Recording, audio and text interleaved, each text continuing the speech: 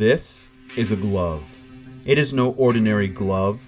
This is not a glove that you slip your filthy mongrel hand into and sweat inside while you pull weeds or scrub scud from dishes. We're talking about a special glove, an anthropomorphic glove that's been imbued with magical properties from a wizard. The subject in question today might be a glove, but he is more man than you or me. He is a glove who can fist, slam, run, and most importantly, feel. Yes! It's a glove that's been tasked with saving an entire realm, and despite all his efforts, he was never appreciated enough.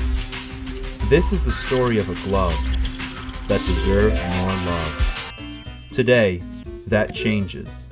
Glover on Nintendo 64 seems to be the kind of game that has evaded the shelves of many a kid growing up in the 90s, yet it remains close to my heart as one of the biggest blasts I've had with a game. From the quirky titular character to the extraordinary soundtrack, to the challenging yet rewarding gameplay, Glover has after all these years left an impression on me. But when I talk about this game with my friends, I've only ever encountered one buddy of mine who's played it, and I think that's because when Jimmy and I were 6, my mom took us two chubby rapscallions out for a beach day. Jimmy and I raced to the shore and ran into the water, but we quickly cut our feet on the shells to opened, razor-sharp muscles. So after us two pipsqueaks scampered out of the beach with bloody footsies, Mom bunkered us up at home with freezer packs, ice cream, and our most recent blockbuster rental, Glover, to which we played well into the night. Am I saying that Glover has mitigated or perhaps nullified the trauma Jimmy faced from having his feet slashed open by cruel Mother Nature? Yes, I am, because when I recently called up Jimmy and asked him if he had remembered Glover, he said, and this is verbatim, quote, "Fuck yeah, buddy," end quote.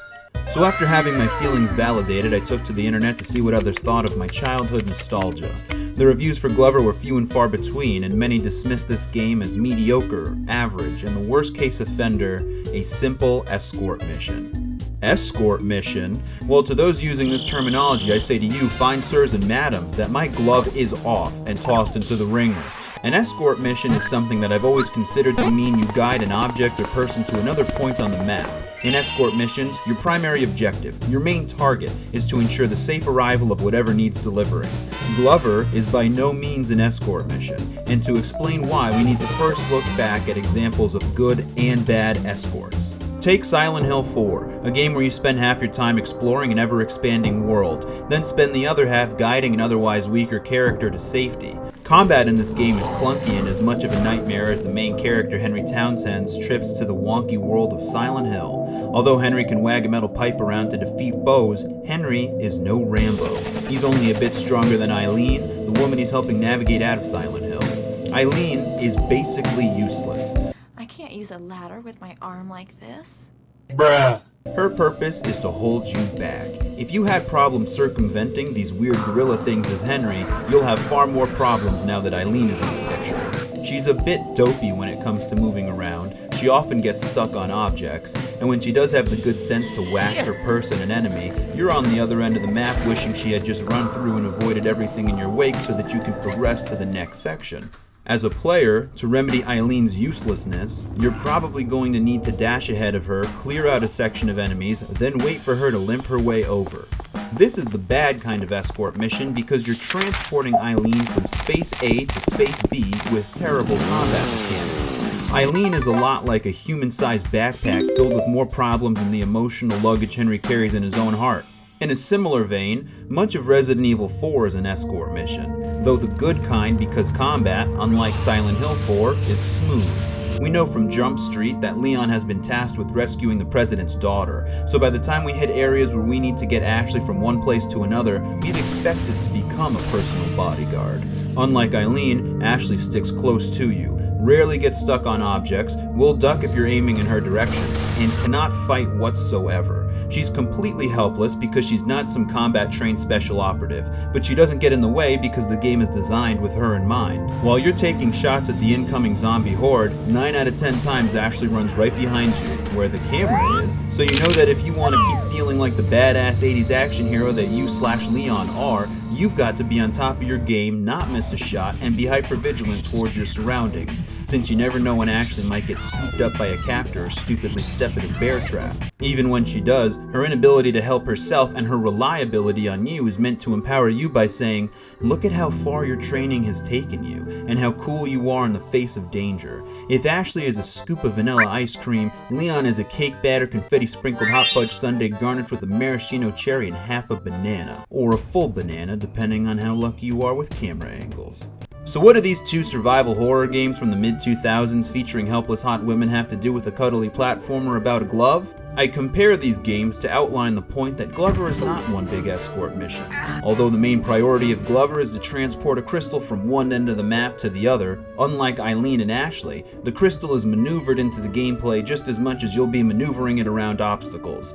Without the crystal, Glover is a capable little fella. He can run, attack, and double jump just like every other forgettable and memorable platforming hero coming out of the era.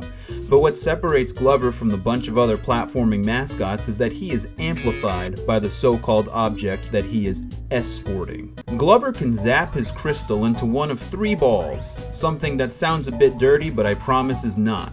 The first ball, and the most versatile of the bunch, is a rubber bouncy ball that can be bounced to help Glover reach new heights or dodge past enemies. It can be slapped at targets to hit other objects, and since it floats, Glover can run on top of it while on water, a feature which is far more useful than it might seem.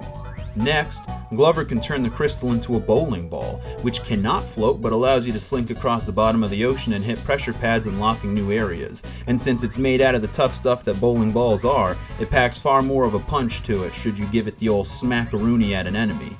You can jump on top of it and run along its surface to stay out of harm's way and be rest assured that it will take more of a beating than the very poppable bouncy ball. Finally, there's the tiny metal ball, or as Wikipedia deems it, the ball bearing, but I will refer to it as what my friend Jimmy called it when we were 6 stuffing our faces with tubs of mint chocolate chip ice cream. The aluminum marble. The marble is very similar to the rubber ball in terms of being able to bounce and throw it, but because of its size and weight, it's far more precise. It's smoother to control, but can be a bit too much to handle at times if you're not properly adapted to its speed. Since it's a marble of aluminum, it's also magnetic, which will help you solve the occasional puzzle. So although Glover requires you to transport a crystal from space A to space B, it's not an escort mission because having the crystal opens up more options for players.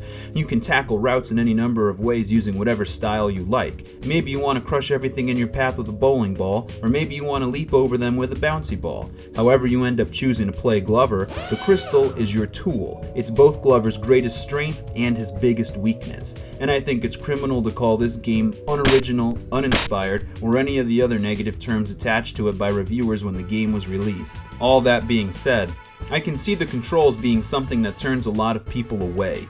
Glover is a game of patience and calculation, and if you make one wrong move, it could very easily result in a trek back across the map or a lost life. But in an era of platformers where the objective was to gun through the level and collect various things, Glover slowed the pace down and offered gameplay where a considered decision could feel far more rewarding than blasting through a map with a bit of luck, and far more satisfying than bopping a flesh creature on the head with a metal pipe.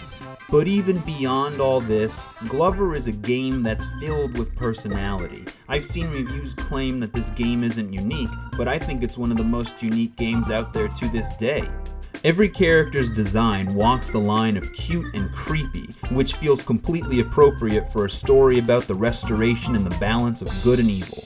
Glover himself is a quirky character who I think punches in the big leagues, deserves his own reimagined series, and has death screams that could haunt the strongest man's dreams.